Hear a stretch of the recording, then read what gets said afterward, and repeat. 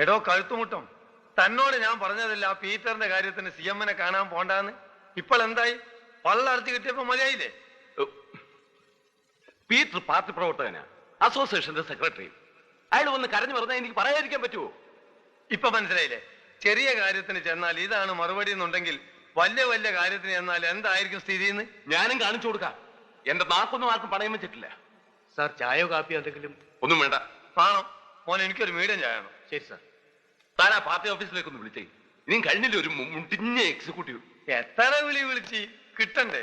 എപ്പോ നോക്കിയാലും എൻഗേജ് ഒടുക്കത്തെ എൻഗേജ്. അത് ഇതാ ഇപ്പോഴും എൻഗേജ്. ഡിസ്കണക്ട് ചെയ്തിട്ടുണ്ടാവും, ആരും ശല്യപ്പെടുത്താതിരിക്കാൻ. പടച്ച തമ്പുരാനെ, വെള്ളം കൂടി മാണ്ടേ? ഇക്കണക്കിന് വേഗം പോയി കിട്ടും. KGR കൂടെ എത്ര MLA-മാരുണ്ട്? 50 ആള് കാണും. പിന്നെ നമ്മളെ കൂടെ 15 പേര്.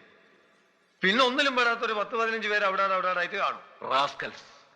ഇവനൊക്കെ ജയിച്ച് കരകയറാൻ ലക്ഷക്കണക്കിന് രൂപ എണ്ണി കൊടുത്തത് ഞാനാ. ഞാനോ? തനിക്ക് എവിടെ നിന്ന്?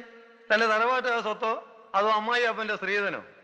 ഇതാ ഇവരൊക്കെ തന്നെ താൻ വീതിച്ചു കൊടുത്തു. അതിന് നല്ലൊരു പറ്റി താൻ പറ്റിയില്ലേ? തോന്നിയ പറഞ്ഞാലുണ്ടല്ലോ. എന്താ പറഞ്ഞത് ശരിയല്ലേ?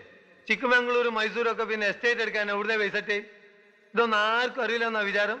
ഓ, ഇപ്പൊ തനിക്കൊന്ന് സൂചിച്ചു KGR-നെ അല്ലേ? സുഖിച്ചിട്ടൊന്നല്ല, നമ്മള് മാത്രം ആവുമ്പോഴെങ്കിലും ഒന്ന് സത്യം പറഞ്ഞൂടെ?